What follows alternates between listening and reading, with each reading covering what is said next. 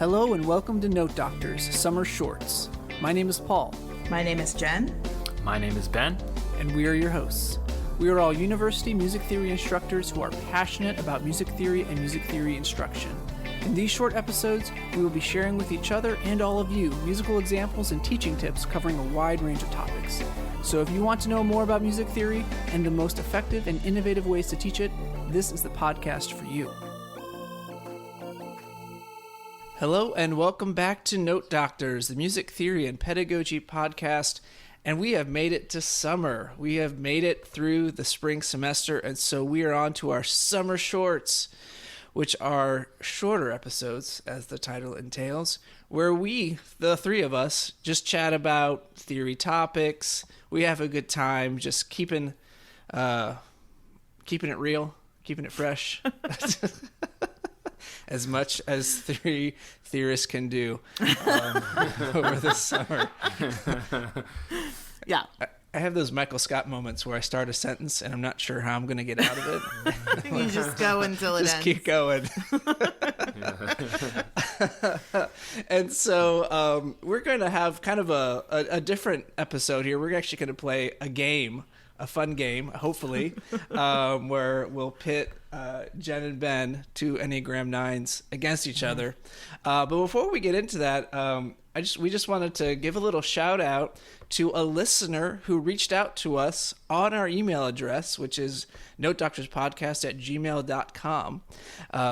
And this listener is from Georgia, not Georgia, the state in the United States, but Georgia, the country, specifically Tbilisi. And his name is Vitaly, and he is a second-year student of music theory / piano at the Moscow Jazz College, working remotely from Tbilisi due to the ongoing war. And this is his email to us.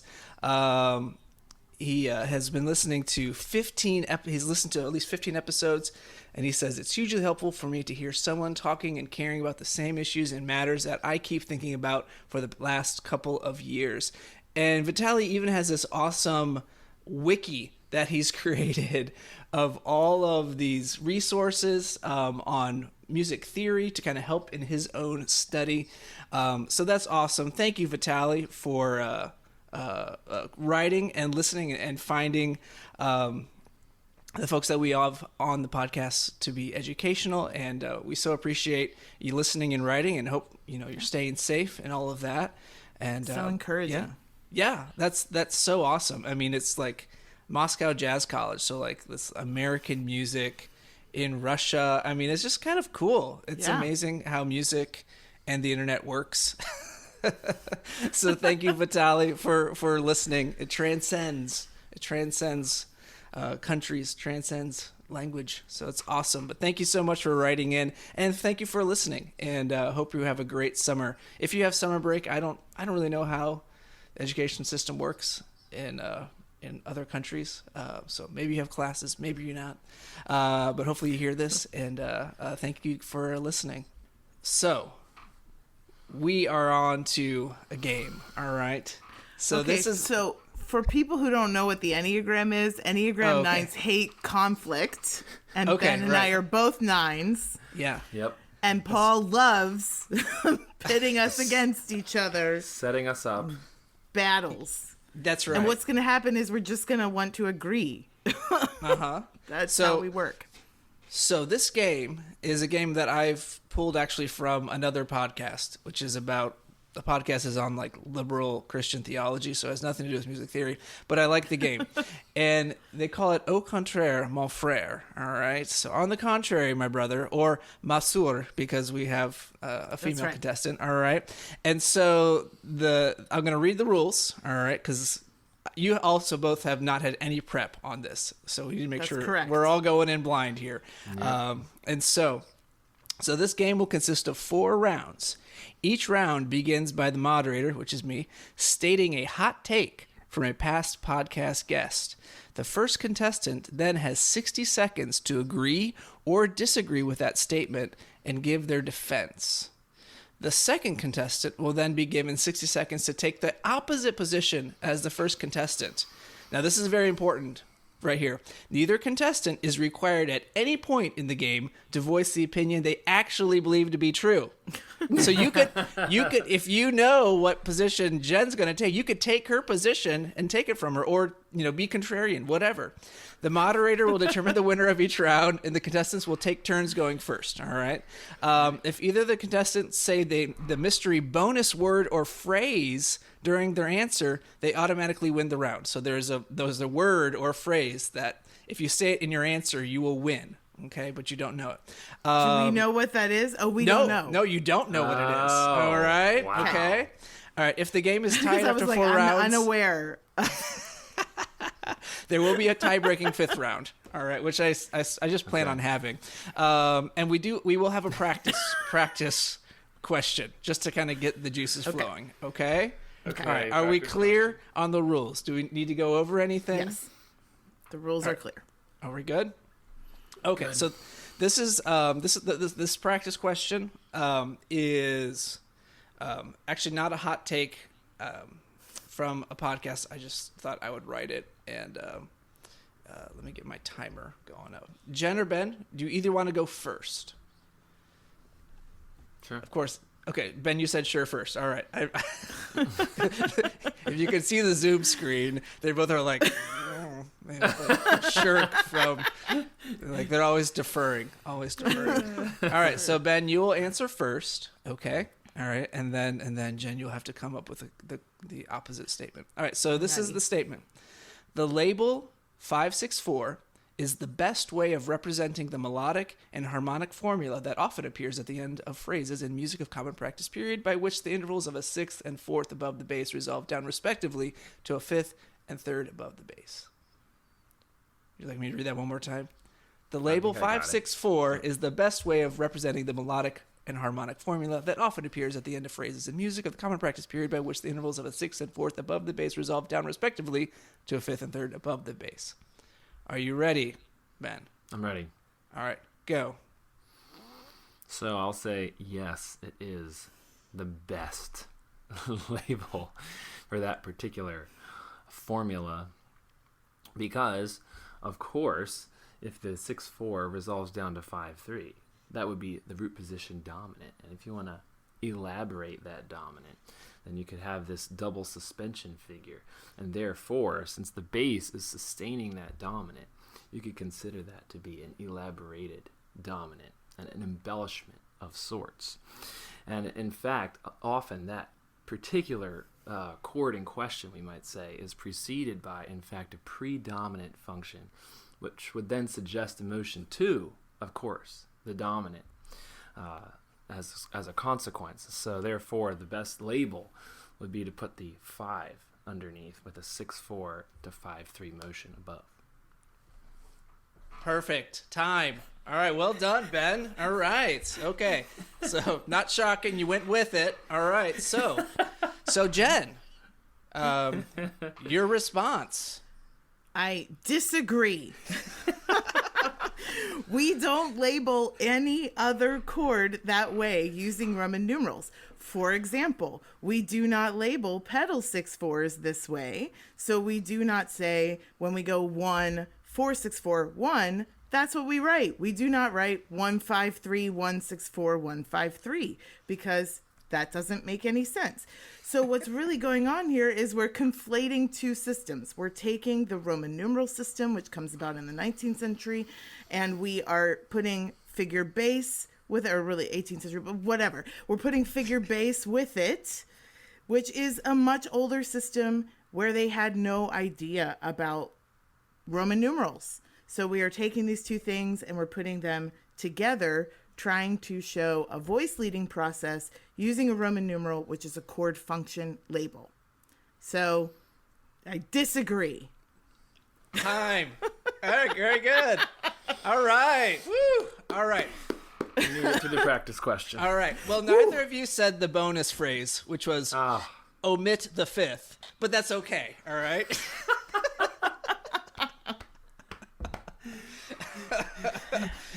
There's already a lot, Paul. There's already a lot. Omit the 5th. All right. Okay, well done. All right, that was definitely a tie. Okay, all right, so right, so Jen, you're going to go first this time. All right. Okay, so this one counts. All right. All right. It's for real. All right, so here we go. All right, this is coming from courtesy of John Mortensen from episode, I want to say 6 or 7. His quote: "Serialism and set theory is a total waste of time to learn in the undergraduate theory core." Serialism and set theory is a total waste of time to learn in the undergraduate theory core. What do you say, Jen? I disagree. I think that students are likely to encounter music like this at some point in their journey if they're going to be career musicians, and therefore they should be exposed to how it works. That's not to say that we should spend, tons of time on it necessarily if that's not relevant for your students, but music theory can be about exposing students to things that they would not naturally find on their own or naturally maybe enjoy on their own, and explaining to them why that music was created and why it's interesting. And set theory and serialism are one avenue for doing that with some music that can be really challenging at first, but once you study it can be more interesting. There you go. Nice. All right. Exposing our students to things. Right. Yeah. And of course, John Mortensen's all about improvising in the classical style, which is something that students are also not interested in. And so also, I love you, Dr. Mortensen. I'm sorry I disagreed with you. That's right. He was my college professor, so that was hard. He may be listening. We don't know. He may be listening. All right. Okay. So, Ben, au contraire, ma soeur. Okay. So I'm going to disagree. No, I'm going to agree. You're going to agree with the statement. Agree. Sorry. I'm going to agree that a complete waste of time. Serialism, set theory, are you kidding me? Let's start with the fact that if you want to actually teach contemporary music, if somebody today considers set theory to be a way of teaching modern music, well, let me tell you, we're in the year 2023, not the year 1923. So there's a point right there. There are so many different styles that you have to leave out in order to teach serialism and set theory. My goodness.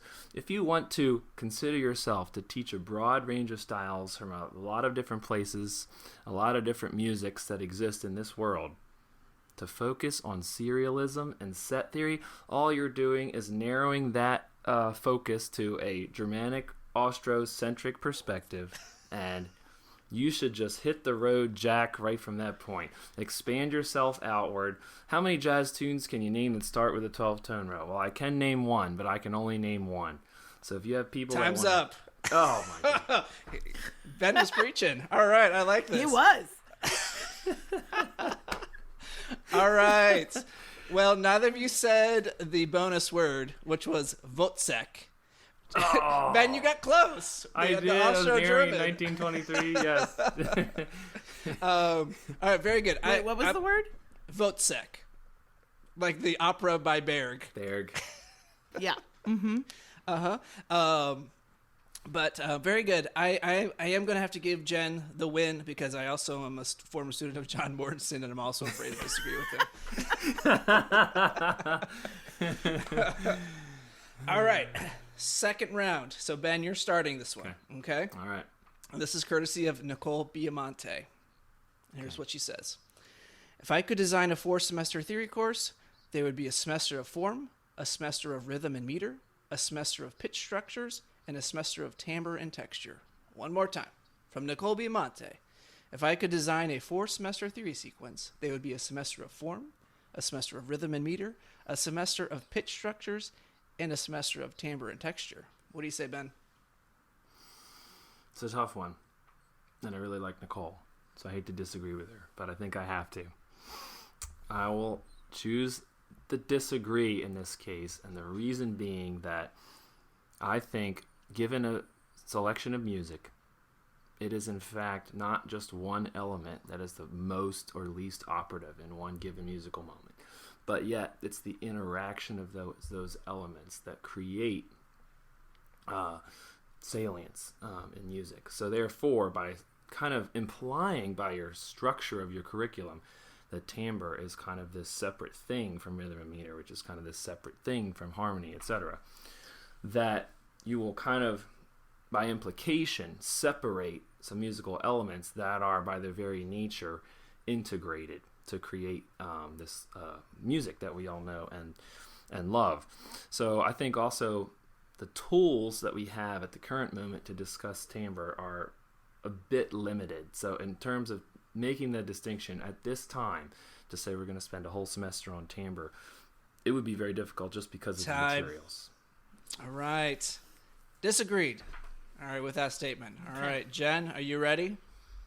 I'm ready. Okay, go for it. All right, well, so by nature of this game, I agree with this statement. And that is because it opens the door to studying music that we otherwise never welcome into the music theory curriculum, typically in the United States. And despite the challenges of perhaps not having textbooks that would align with this or having to go seek out resources, it would let you look at, for example, gamelan music in your class, or, you know, all sorts of other types of music from around the world, or even in our own culture, that we never get around to addressing if our whole entire curriculum is harmony based, which I think was Nicole's goal here, was to point out that often our curriculum is completely surrounding these harmonic ideas. How quickly can we get to Roman numerals? And then after that, it's all about, you know, modulation and borrowed chords and the Neapolitan and the augmented sixth chords. And where in there are we talking about orchestration, or how those... Time. All right. Okay. Very good. Very good. All right. Neither of you said the bonus word, which was Aldwell Schachter. I really feel like these words are too hard. That never even crossed my mind. Track of the question that we're not really going to say them. Hey, that's why it has to be. That's why it has to be right. hard, right? Yeah. Okay. That's true. All right. Okay. So very good. Very good. I'm going to have to give Ben the win because he didn't hedge his answer. All right. And and you're It's a therefore very nine thing to do is hedge like that. I was really resonating with Jen's answer in that way. And Ben, your therefores are very strong. That creates this coherent line. Therefore, thus saith. All right. Okay. Okay. Such academic speak of me, isn't it? Even when I'm going in blind, I'm still thereforeing everything. Right. Therefore. Now on to round 3. So 1-1 so far. So 1-1. So Jen, you are up first, and this is from Toby Rush, where he says, "Singing is the most important oral skill." Singing is the most important oral skill. What do you say, Jen? I will agree that singing is the best way for students to demonstrate internal musical thinking. So it is the best way for us to be able to see and assess and diagnose what students are hearing internally. And of course, this means that you might have to teach some singing techniques, some basic ways for students to have better vocal production, because sometimes that's an issue. But singing is the best spotlight into that sort of internal oral development that's going on. It's the clearest way to see what's going on in the student's mind.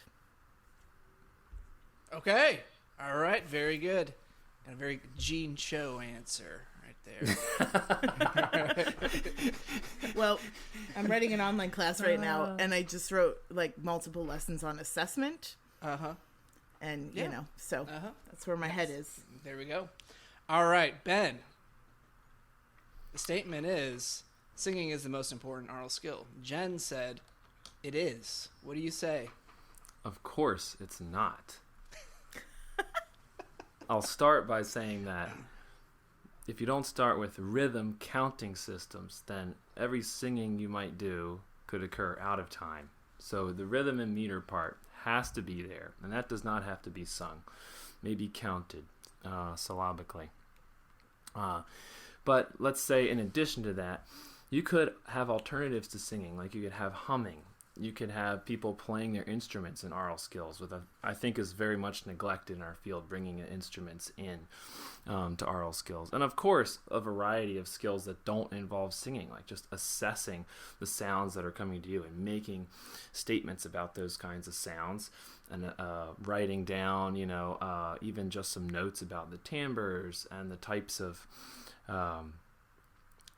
sounds that you're hearing are equally as important as to singing.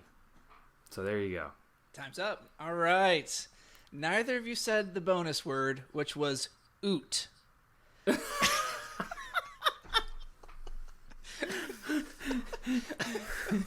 I love these bonus words. Yeah. They're so funny. That was a tough one. That was a tough That one. was. It was. I don't know if it was really a hot take that even Toby made, but I was listening back and I'm like, that's a statement right there. Yeah, I think It it was a is, hot take. yeah, I and think it's it's a hard hot because- take. Of course, singing is important, but Yeah, there are yeah. many other things. Yeah. Right. I do like what you said there too, Jen. I do. I was hoping that I would get course the you other do. side of that, but then I was like, well, what can you do besides sing? And then I'm like, I guess you could like hum Lots or of things. something. Yeah, there's lots of things. All right. So I think Ben wins this round because he mentions rhythm, and that's a pet peeve of mine with singers is that they don't keep a beat when they're singing, and so. I had to start with that. All right, last round. All right, Jen, you need this. All right, you need this to Otherwise, keep the your game. fifth question is wasted. I know it's wasted. All right, so but Ben, you're starting off. Okay. Okay. Ugh. All right. Okay. So this I is like from starting. Texas friend Jenny Beavers, Okay. and she Just says emailed her the other day. John Williams will be in our theory textbooks 100 years from now. Again, John Williams will be in our theory textbooks 100 years from now. What do you say, Ben? Oh, easy agree for me. Some of you know that this is my most recent presentations have been on superheroes and John Williams villains. And of course, this music has a richness to it. This music has a really ubiquity to it that places it, I think, into our theory textbooks, no doubt. I think what he does with timbre, what he does with obviously rhythm and meter, I mean, it applies to lots of different domains. And of course, the commercialization and the way that he pairs this with certain scenes and film and the way his style has developed over the years. Oh yeah, definitely going to be in music theory textbooks. Yeah. Okay, Jen, Au Contraire. Well, as much as I love me some Harry Potter and Star Wars, the movies and the books and all the things, I will say that, in 100 years, I think maybe we'll have some women or people of color who've written a lot of film music that has been successful that we can find in theory textbooks. I think that, John Williams steals a lot of things from composers from the 19th and early 20th century, and perhaps someone with more sort of original melodic ideas and harmonic ideas will have made it onto the scene by then. I do think that film music is likely to be more well represented in theory textbooks 100 years from now, but perhaps not just the work of John Williams, the one that we've all heard of the most right now.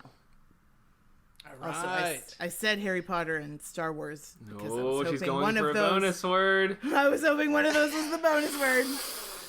No, Uh-oh. the bonus word was not that. The bonus word was Brahm. The Hans Zimmer horn. Oh. Okay, I thought it was going to be Voldemort, but then I was like, nah. I thought about having it be like da da, but that was a little too much. All right. Okay. Well, I think Jen wins this for claiming that John Williams stole, and also because Ben self-promoted in his answer. So I did. So that means we're tied. We're tied up. All right. So we've got a tiebreaker. All right. And this Okay. is a hot take that I came up with. All right. Okay. Jen, I you came up first with on the this? other day. All right. All Okay. right, I'm ready. So Jen, you're up number one. You're up one. Okay. All right. Here we go. Within 50 to 100 years, all music the general public consumes will be generated by artificial intelligence, thus making the study of music, including music theory, obsolete. Again, within 50 to 100 years, all music the general public consumes will be generated by artificial intelligence, thus making the study of music, including music theory, obsolete. Do you agree or disagree, Jen? I disagree. First of all, I think that live performance still draws people today, even though they have massive amounts of access to music that is recorded or available electronically. People still go out to hear music performed by other human beings because there's something really special about that experience. And I also want to counter the fact that, or the idea that music created or generated by AI wouldn't be interesting to be studied and would therefore render music theory study obsolete. I think music theory study will hopefully adapt and develop strategies for analyzing music created by computers. So I disagree to the whole statement. I think people will always love live music and will always love creating music together in public spaces. And I also think that music created by or generated by AI could be really interesting and will probably be studied by people like us 50 or 100 years from now. Maybe not me 50 years from now, but, you know, I would be in my 90s. So let's hope you're retired. There you go. Perfect. Yeah. All right, Ben, Au Contraire. I have to argue that the field of music theory will be obsolete. Didn't think I would be making this argument this morning. But you must. We'll start by saying that artificial intelligence does emulate the processes in the history of music and music composition, because what composers have done in the past is draw from preceding styles and offer original and innovative ideas to those styles to create kind of a stream of consciousness and sequencing that progresses throughout history. So artificial intelligence would be considered a natural consequence of that process. Now, as far as studying it, maybe if we truly study and figure out the way that the artificial intelligence is generating these new styles, then we could conceivably get to a point where if we know how artificial intelligence is generating new styles, then we have figured out every possible new style that would be created in every possible part of the world, including Mars. I mean, just kidding. Was that the bonus word, Paul? Then we could get to a point where music theory would be obsolete. Including Mars. Please tell me that actually was the bonus word. No, Mars was not the bonus word, but there were 3 actual bonus words. I would have accepted Alexa, Siri, or Bixby, the Samsung virtual assistant, as the bonus word. Does it not count that I asked Siri a question earlier before we started recording? No, it had to be in your answer. It had to be in your answer. Bad. That was a hard one. That was really difficult to argue. I'm not going to lie. All right. Well, I don't know. I feel like we're all winners. But I feel like Jen probably won that tiebreaker because Ben, so. you started capitulating by the end. I wasn't really sure what you were arguing. Me neither. All right.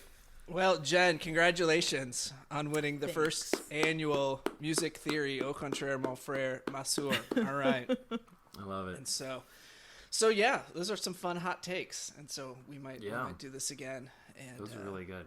Yeah, but it's fun you both answered like so well though, like just off the cuff, and I was ready to like take notes and come up with answers, and I didn't need to. I just was like, okay, I think I know.